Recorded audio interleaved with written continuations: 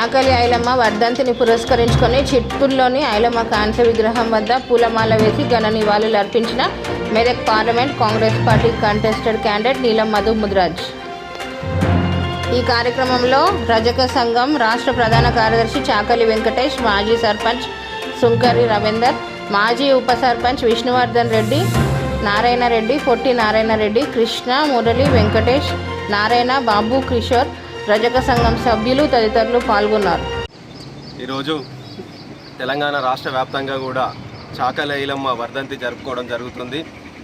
చాకలి ఐలమ్మ గారు బడుగు బలహీన వర్గాలకు స్ఫూర్తిదాత.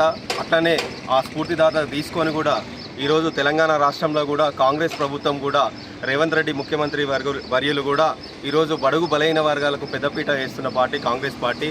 ఈరోజు మీరు చూస్తుండొచ్చు, కాంగ్రెస్ పార్టీ కూడా ఒక బీసీ నాయకుడిని మహేష్ కుమార్ గౌడ్ గారిని పీసీసీ అధ్యక్షుడు చేసి ఒక పార్టీ అధ్యక్షుడు కూడా చేసినది కూడా ఘనత కాంగ్రెస్ పార్టీ.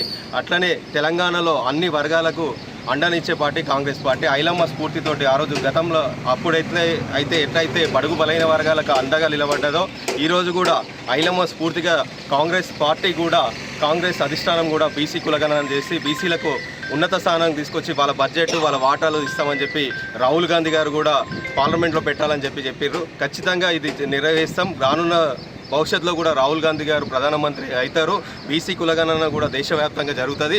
ఆ రోజు వాళ్ళు కోరుకున్న ఐలమ్మ గారు, కుమ్రం భీమ్ గారు, అదేవిధంగా దొండు కొమ్రన్న గారు, అదేవిధంగా మన పండగ సాయన గారు, వీళ్ళందరి ఆశయాలు తీసుకొని ప్రభుత్వం కూడా ముందుకు సాగుతామని చెప్పి తెలియదు.